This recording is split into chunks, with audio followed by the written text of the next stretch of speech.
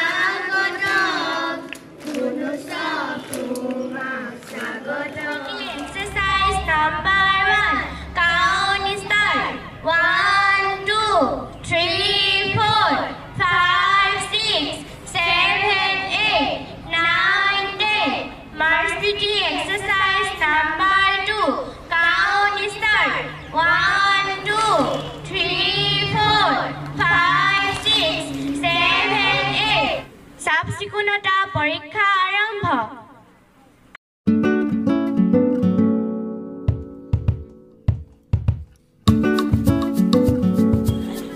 চাফ-চিকুণতা পৰীক্ষা সমাপ্ত।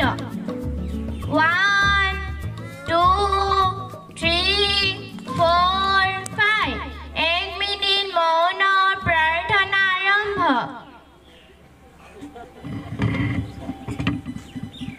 Oh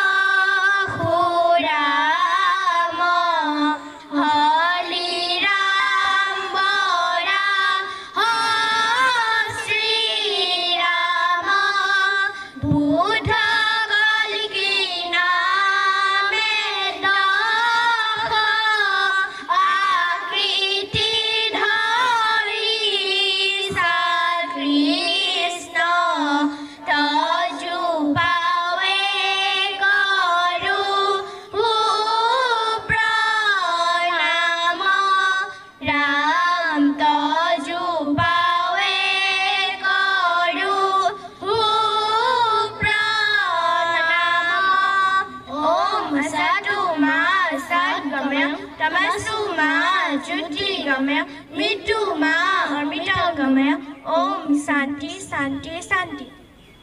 दिनटोर तात्पर्य বিষয়ে प्रचार কৰিব শ্ৰী অম্লানদীপ বৰগোহাঁই।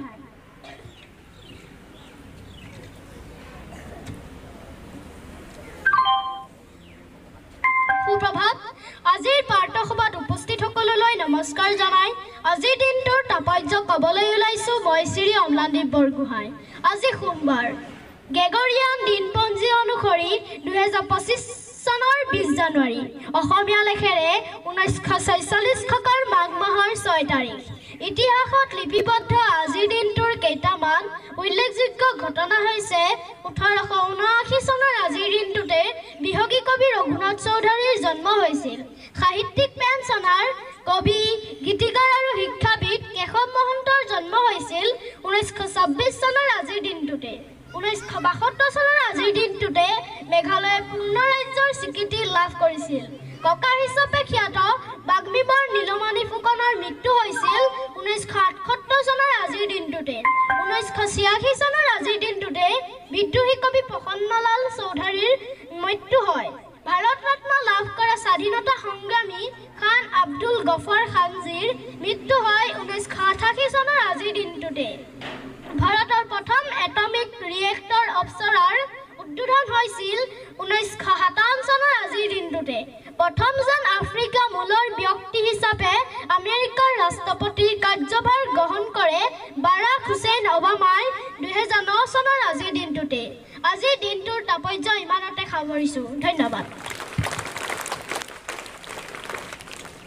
বক্তৃতা প্ৰদান কৰিব শ্ৰীমতী শুভলক্ষ্মী দিহিঙীয়া। সুপ্ৰভাত সকলোলৈ। 2024 বৰ্ষৰ 28 তাৰিখে যোৱা শিৱসাগৰৰ বিষয়ে চমু দুআষাৰ ক'বলৈ ওলাইছোঁ। শিৱসাগৰ হৈছে আহোম যুগৰ উল্লেখযোগ্য ঠাই। আহোম যুগৰ বহু ঘটনা এতিয়াও তাত লুকাই আছে। সেই সময়ৰ চিহ্নস্বৰূপে ৰংঘৰ, কাৰেংঘৰ, তলাতল ঘৰ, শিৱদৌল, জয়দৌল, জয়সাগৰ পুখুৰী, বৰপুখুৰী আদি এতিয়াও তাত আছে। তাত দৰ্শন কৰা পুৰণিকলীয়া কীৰ্তিচিহ্নসমূহৰ চমু বৰ্ণনা কৰিছোঁ। শিৱদৌল। শিৱদৌল হৈছে আহোম যুগৰ এক পুৰণিকলীয়া কীৰ্তিচিহ্ন। এই কীৰ্তিচিহ্ন নিৰ্মাণ কৰিছিল নিজকে বৰৰজা বুলি পৰিচয় দিয়া ফুলেশ্বৰী কুঁৱৰীয়ে। তাৰ কাষতে থকা দেৱীদৌল আৰু বিষ্ণুদৌলো আমি দৰ্শন কৰিলোঁ। তাৰ পাছত আমি দৰ্শন কৰিছিলোঁ তলাতল ঘৰ। তলাতল ঘৰো হৈছে আহোম যুগৰ এক পুৰণিকলীয়া কীৰ্তিচিহ্ন। এই কীৰ্তিচিহ্ন নিৰ্মাণ কৰিছিল প্ৰথমে ৰুদ্ৰসিংহই আৰু পাছত ৰাজেশ্বৰ সিংহই। তাত থকা জানিবলগীয়া কথাবোৰ আমাক শিক্ষক শিক্ষয়িত্ৰীয়ে ভালদৰে বুজাই দিলে। তাৰ পাছত আমি দৰ্শন কৰিলোঁ জয়দৌল আৰু জয়সাগৰ পুখুৰী।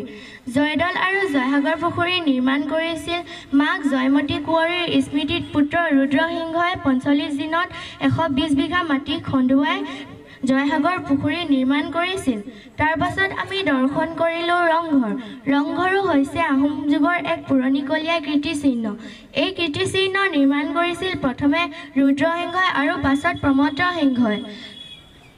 প্ৰায় বনোৱা আৰম্ভ হৈছিল 1744 চনত আৰু প্ৰায় বনাই শেষ হৈছিল 1751 চনত। সময়ৰ নাটনিৰ বাবে আৰু কিছুমান কীৰ্তিচিহ্ন চাবলৈ থাকি গ'ল। তথাপিও যিখিনি চালোঁ বা দেখিলোঁ তাৰ কথা বহুতো আমি জানিব পাৰিলোঁ। ধন্যবাদ। সুপ্ৰভাত সকলোলৈকে। আজি দৈনিক অসমৰ মুখ্য শিৰোনামাসমূহ পঢ়িবলৈ ওলাইছোঁ শ্ৰীমতী ধনশ্ৰী নৰহ। আজিৰ দৈনিক অসমৰ মুখ্য শিৰোনামাসমূহ হৈছে অসমৰ হাতীবন্ধুক প্ৰশংসা প্ৰধানমন্ত্ৰী মোদীৰ, গুৰু দুজনৰে সৃষ্টিৰাজি সংৰক্ষণৰ বাবে চৰকাৰৰ দায়বদ্ধ, মাধ্যমিক শিক্ষা খণ্ডৰ উন্নয়নৰ বাবে গ্ৰহণ কৰা হৈছে 2500 কোটি টকাৰ আঁচনি, ৰাজ্যত টেট তথা নিযুক্তি পৰীক্ষা সম্পন্ন, দক্ষিণ কোৰিয়াৰ বনপু হানগাং নদী উদ্যানত মুখ্যমন্ত্ৰী ডক্টৰ শৰ্মা, অন্যায় দূৰ কৰাৰ বাবে সাংবাদিকতাৰ প্ৰয়োজন। খেলৰ বাতৰি। অসমৰ খেলুৱৈৰ জাৰ্চি উন্মোচন, কিট বিতৰণ, জয়েৰে অভিযান আৰম্ভ ভাৰতৰ। সন্মুখ সমৰত জকভিজ আলাকাৰাছ। চাইক্লিঙত দেৱী চাবুক ধৰাৰ স্বৰ্ণ নেওতা বিষয়ৰ প্ৰচাৰ কৰিব শ্ৰীমতী কৰবী সোণোৱাল মুখ্য শিৰোনামাসমূহ ইমান প্ৰচাৰ কৰিছিল শ্ৰীমতী কৰবী সোণোৱাল পুৰণৰ সৰ নদান ঘৰ ন আয়ে গুণ ন দুগুণ 18 ন তিনি গুণ 27 ন চাৰি গুণ 36 ন পাঁচ গুণ 45 ন ছয় গুণ 54 ন সাত গুণ 63 ন আঠ গুণ 72 ন ন গুণ 81 ন দহ গুণ 90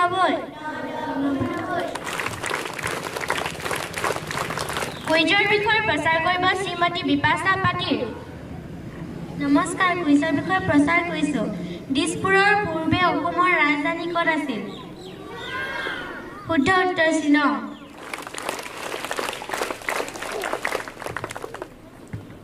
মহালোকৰ বাণী বিষয়ে প্ৰচাৰ কৰিব শ্ৰীমতী বৃষ্টিৰাণী গগৈ মহালোকৰ বাণী বিষয়ে প্ৰচাৰ কৰিছোঁ শ্ৰীমতী বৃষ্টিৰাণী গগৈ শিক্ষাই মানুহৰ শ্ৰেষ্ঠ সম্পদ এই কথাষাৰ কৈছিল চক্ৰেটিছ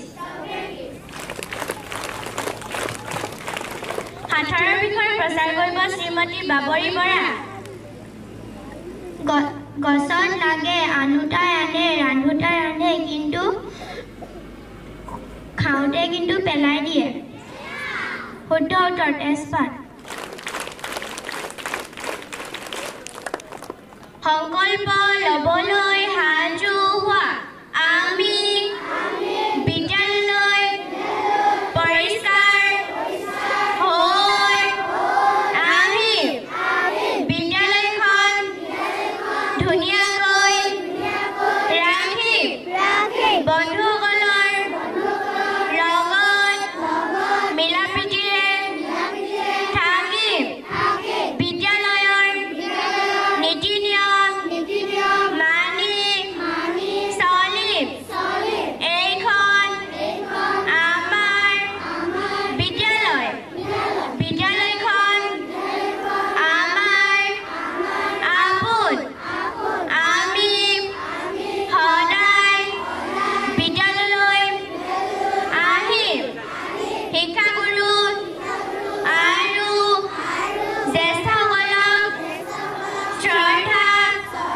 জনাম আমি শিক্ষাগুৰুৱে কোৱা প্ৰতিটো কথাই মনোযোগেৰে শুনিম আমি ছাত্ৰ ছাত্ৰীসকল দেশৰ ভৱিষ্যত নাগৰিক আমি দেশৰ সন্মান অটুট ৰাখিবলৈ চেষ্টাৰ পথত অগ্ৰসৰ হ'ম বুলি সংকল্প ল'লোঁ ছাত্ৰ ছাত্ৰীসকল অভিভাৱিকাসকলৰ লগতে শিক্ষাগুৰুসকল আমি একেবাৰে শেষত ৰাষ্ট্ৰীয় সংগীতলৈ যোৱাৰ আগতে আমাৰ মাজত এক্সটাৰ্নেল ইভেলুৱেটৰ বাইদেউ ডক্টৰ পূৰবী দুৱৰা বাইদেউ শুভেচ্ছামূলক অকণমান আমাক কৈ উৎসাহিত কৰিব বুলি আশা কৰিলোঁ তাৰপিছতে ডক্টৰ জোনালী বৰুৱা বাইদেউকো মই ক'বলৈ অনুৰোধ জনাইছোঁ নমস্কাৰ সুপ্ৰভাত সুন্দৰে যে ফুলাৰ মন্ত্ৰ অহোৰাত্ৰি মাতে সেয়েহে আজি ইমান ফুল প্ৰভাতে প্ৰভাতে ৰূপকৰ জ্যোতিপ্ৰসাদ আগৰৱালাই কৈছিল তোমালোকে জানা চাগে ন নলিনীবাম প্ৰাথমিক বিদ্যালয়ৰ শ্ৰদ্ধাৰ প্ৰধান শিক্ষক মহোদয়া প্ৰমুখে শিক্ষয়িত্ৰীবৃন্দ ইয়াতে উপবিষ্ট হোৱা নলিনীবাম মধ্য ইংৰাজী বিদ্যালয়ৰ শিক্ষক বন্ধুসকল শ্ৰদ্ধাৰ অভিভাৱকসকল নলিনীবাম প্ৰাথমিক বিদ্যালয়ৰ পৰিচালনা সমিতিৰ সভাপতিকে মুখ্য কৰি শ্ৰদ্ধাৰ সদস্যসকল সকলোকে পুৱাৰ অভিনন্দন জ্ঞাপন কৰিছোঁ। আজি গুণোৎসৱ 2025 বৰ্ষৰ বহী মূল্যায়নৰ দিন। আচলতে এই দিনটো এটা আটাইতকৈ মূল্যৱান আৰু আনন্দৰ দিন বুলিও ক'ব পাৰি। সেইকাৰণেই সকলোকে শুভেচ্ছা আৰু অভিনন্দন জ্ঞাপন কৰিছোঁ। মৰমৰ ছাত্ৰ ছাত্ৰীসকল, তোমালোকক শুভেচ্ছা জনাইছোঁ, আশীৰ্বাদ জনাইছোঁ। তোমালোকে কৈছাই যে শিক্ষাই হৈছে আমাৰ পৰম সম্পদ, নহয়নে? গতিকে আমি শিক্ষা গ্ৰহণ কৰিব লাগিব, আমি ভাল মানুহ হ'ব লাগিব, মনোযোগেৰে শিক্ষাত ব্ৰতী হ'ব লাগিব। সেইকাৰণে আমাৰ শিক্ষক শিক্ষয়িত্ৰীসকলে যি পৰামৰ্শ তোমালোকক আগবঢ়ায় সেইখিনি গ্ৰহণ কৰিবা, নিয়মিতভাৱে স্কুললৈ আহিবা। এয়া তোমালোকৰ প্ৰধান কৰ্তব্য, কাৰণ ডাঙৰ মানুহ হ'ব লাগিব, ভাল মানুহ হ'ব লাগিব, নহয়নে? গতিকে আজিৰ এই শুভ মুহূৰ্তত সকলোকে শুভেচ্ছা জ্ঞাপন কৰিছোঁ। তোমালোক অধ্যয়নশীল হোৱা আৰু তোমালোকৰ যি প্ৰতিভা আছে, তোমালোকে গান গাব জানা, নাচিব জানা, নহয়নে? গতিকে আমি সেইবিলাকো কাম কৰি যাব লাগিব। গতিকে আমাৰ মা দেউতাকে মুখ্য কৰি আমাৰ শিক্ষাগুৰুসকলে যি তোমালোকক শিকায় সেইখিনি তোমালোকে মনোযোগেৰে শিকিবা, শুনিবা আৰু সকলোকে আশীৰ্বাদ জনাইছোঁ। তোমালোকৰ কুশল হওক, মংগল হওক। ধন্যবাদ। ধন্যবাদ বাইদেউ। নমস্কাৰ। ভোগালীৰ উমেৰে জীপাল হৈ থকা এই পুৱাত আপোনালোক সকলোলৈ মই জনাইছোঁ প্ৰণিপাত।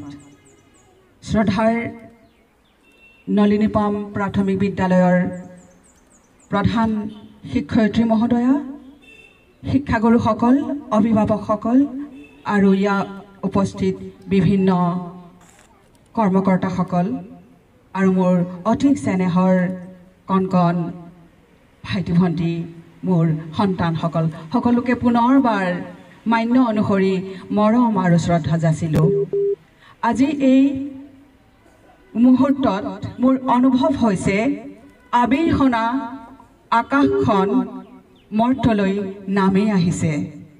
কণ কণ শিশুসকলক এই পোচাকেৰে একোটা নক্ষত্ৰৰ নিচিনা লাগিছে আৰু এওঁলোকেই আমাৰ ভৱিষ্যত। ইয়াতে এই প্ৰাইমেৰী স্কুলতে জীৱনৰ আদি পাঠ শিকি আমাৰ সন্তান আগুৱাই যায়। সেয়েহে প্ৰাথমিক স্কুলৰ শিক্ষা অতি তাৎপৰ্যপূৰ্ণ, অতি মহত্বপূৰ্ণ। সেয়া আমি সকলোৱে অনুধাৱন কৰোঁ আৰু কৰিব পাৰোঁ। সেয়ে আজি এই অতি মহত্বপূৰ্ণ দিনটোত এইখন প্ৰাথমিক বিদ্যালয়ৰ সকলো শিক্ষক শিক্ষয়িত্ৰীৰ অহু পুৰুষাৰ্থত গঢ় লৈ উঠা এই বিদ্যালয়ৰ কথা আমি নকলেও সকলোৰে জ্ঞাত। সেয়েহে মই সকলোকে শুভেচ্ছা জনাইছোঁ আৰু কণ কণ মইনাহঁতক আশীৰ্বাদ দিছোঁ, শুভাশীষ দিছোঁ। স্কুলখনক মন্দিৰ বুলি ভবা, শিক্ষাগুৰুৰ যি পাঠ সেই পাঠ তোমালোকে অনুশীলন কৰিবলৈ শিকা। ইয়াত তোমালোকৰ যি অভ্যাস সেই অভ্যাস তোমালোকৰ জীৱনত কাম আহিব, জীৱনত সেই বাটেৰে তোমালোকে বাট বুলিব লাগিব। সেয়েহে সকলো কথা মন দি শুনিবলৈ যত্ন কৰিবা বুলি মই আশা ৰাখিলোঁ আৰু সকলোকে শুভেচ্ছা জনাই আজিৰ দিনটো সুকলমে পাৰ হ'ব বুলি আশা কৰি ঈশ্বৰৰ ওচৰত প্ৰাৰ্থনা কৰি পুনৰবাৰ সকলোকে অভিনন্দন জনাই শুভকামনা জনাই মই ইয়াতে বিৰাম দিছোঁ। ধন্যবাদ। ধন্যবাদ বাইদেউ। ইমান ধুনীয়া কথা আৰু উপদেশমূলক। সঁচাকৈ আমি আমাৰ যি ইমান দিনৰ ভাগৰ দুয়োগৰাকী বাইদেউৰ এই বক্তব্যই আমাক সেই ভাগৰখিনি যেন নোহোৱা কৰি দিলে। ধন্যবাদ আপোনালোকলৈ। আজিৰ দিনটো আমাৰ সৈতে আপোনালোক থাকিব, সহযোগিতাৰে আমি কাম কৰিম। আমি সকলো অভিভাৱক তথা পৰিচালনা সমিতি, শিক্ষাগুৰু সকলোকে পুনৰবাৰ নলনীপাম প্ৰাথমিক বিদ্যালয়ৰ তৰফৰ পৰা ধন্যবাদ জনালোঁ। আজি এই পবিত্ৰ দিনটোৰ পবিত্ৰ ক্ষণত উপস্থিত থাকি আমাক সহায় সহযোগিতা কৰাৰ বাবে ধন্যবাদ। এতিয়া ছাত্ৰ ছাত্ৰীসকলক শেষৰ কাৰ্যসূচীলৈ যাবলৈ জনাইছোঁ। বিশ্ৰাম, সাৱধান, ভাৰতৰ ৰাষ্ট্ৰীয় সংগীত আৰম্ভ।